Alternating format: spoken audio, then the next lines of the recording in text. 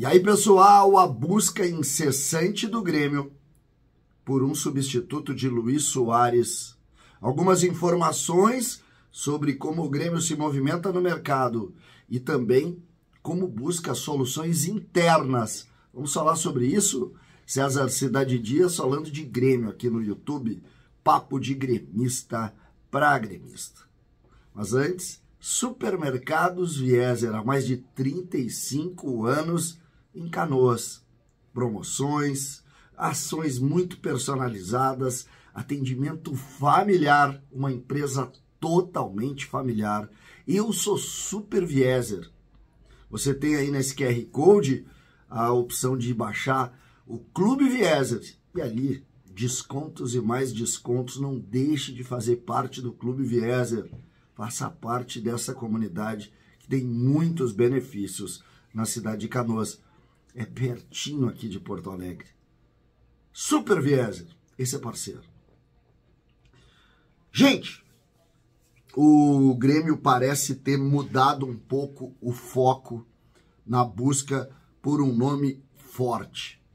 Se a gente parar para pensar, Renato buscou única e tão somente nas suas entrevistas, quando pedia reforços, a velocidade pelo lado. Essa era a lógica do Grêmio. E não poderia ser diferente. Não poderia ser diferente.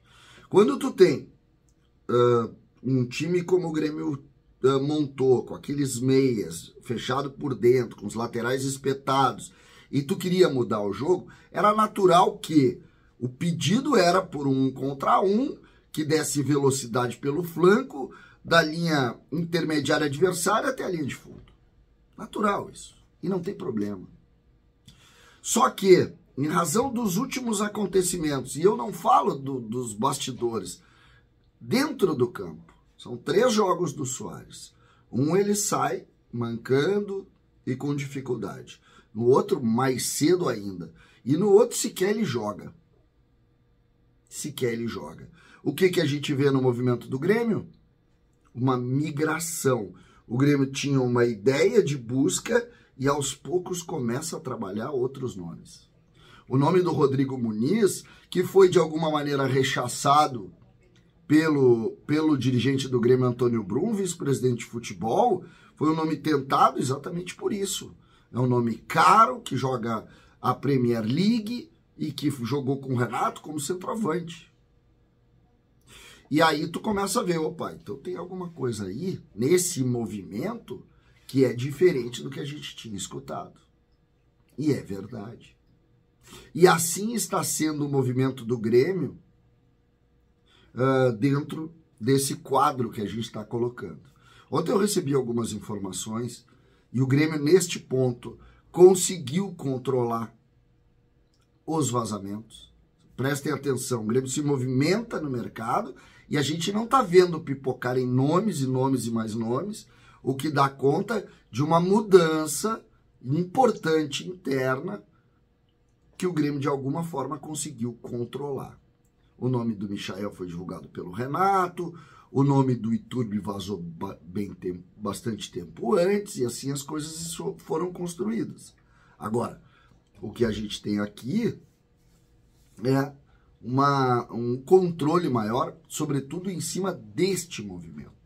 Do movimento pelo 9, ou pelo substituto do Soares, ou pelo homem que vai ser titular, se por acaso o Soares tiver mais dificuldade física. É isso. O Grêmio olha mercados, a única informação que eu consegui de forma concreta é que o Grêmio analisa muito o mercado da MLS, o mercado americano, jogadores sul-americanos no mercado da MLS. Então, ali tem jogadores que foram para a Europa, que voltaram para cá, que ganham muito, que alguns são muito valorizados. O Grêmio analisa esse mercado. São muitos nomes pensados e discutidos via CDD e discutidos com o técnico Renato. O processo das indicações no Grêmio, aquele velho processo, também caiu. Também caiu. A análise é muito mais feita em cima dos números atuais, de como as coisas e por indicação. O Iturbe, por exemplo, é um nome construído de fora para dentro. CDD, diretoria, Renato, tudo fechou, todo mundo quer, vamos atrás dele. O Grêmio contratou o Iturbe. Iturbe que não é o homem, o 9, é um dos homens que vai agregar do meio para frente. E ele pode jogar pela direita, pode jogar pela esquerda, Renato acha que ele pode jogar por dentro também, e assim o Grêmio vai se construir.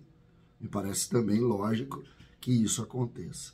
Dito isso, nós vamos para uma segunda parte da conversa, e a segunda parte ela está nas soluções internas. O que acreditar nas soluções internas? Por que Renato bota o Vina para jogar ali? Renato coloca o Vina ali porque entende nele características de um falso 9. Vai, faz o pivô, mas ao mesmo tempo também sai para abrir espaço para os seus colegas. Só que ele não tem a mobilidade, ele não tem o cacuete do lugar, ele não consegue dar amplitude para o time, ele não consegue dar intensidade na marcação ofensiva e ele deixa o time do Grêmio frágil, como era quando tinha o Diego Souza, mas o Diego pelo menos tinha a ação ofensiva como atacante, quando ela era cruzada, ou até mesmo a força física. O Vina nem isso tem. E aí fica um time mais previsível. Então o Renato deve buscar outras soluções, apesar de Vina ter sido colocado como o 9 reserva de Soares. Essa é a realidade. Por isso é que ele saiu jogando, por isso é que ele entra.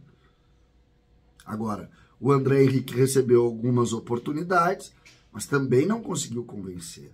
Nas categorias de base, não tem nada já pronto para tu colocar numa situação como essa. Tu não tem isso. Tu tem o Pedro Clemente, tu tem o Canidia, que é mais jovem. Tu não consegue ainda pegar, levar um desses meninos e jogar numa responsabilidade dessa, ele que poderia dar mais intensidade à frente. É isso que o Renato quer. É isso que o Renato quer. Mais força, mais corpo, uma ideia. O Renato tentou durante muito tempo na outra passagem dele e usou muitos jogadores ali, se a gente lembrar.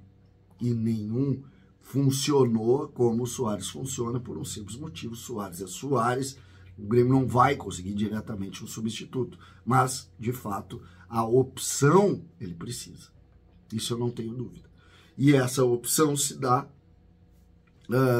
através ou dessa análise interna, que dificilmente o Grêmio vai conseguir com o que tem, ou trazendo jogadores que consigam compor minimamente essas características. Me parece que o foco do Grêmio, através disso, ele muda. Ele muda. O Grêmio passa agora a pensar, talvez como prioridade, nesta função. A janela se abriu, o movimento do Grêmio não foi com a velocidade que nós havíamos previsto, né? Não se fala ainda em possibilidade de venda, isso deve estar correndo, mas ela abriu agora. Então nós temos isso. O Grêmio avançando na terça-feira joga só em agosto, e aí é uma outra realidade que pode ter uma série de modificações. Nós vimos ontem a Copa do Brasil, o Flamengo enfrentando dificuldades, mais uma vez o VAR jogando para o Flamengo. Nós vimos também o Corinthians enfrentando dificuldade com o América e o Palmeiras sofrendo, perdeu bem o jogo, poderia ter perdido ainda melhor. Só que ainda tem os jogos de volta, a gente vai analisar. Em princípio, quem sai com vantagem desses primeiros jogos? Grêmio, Flamengo, São Paulo e América, sendo que o Flamengo está no cruzamento do Grêmio e a América e São Paulo estão do outro lado. Essa é a realidade da Copa do Brasil nesse momento.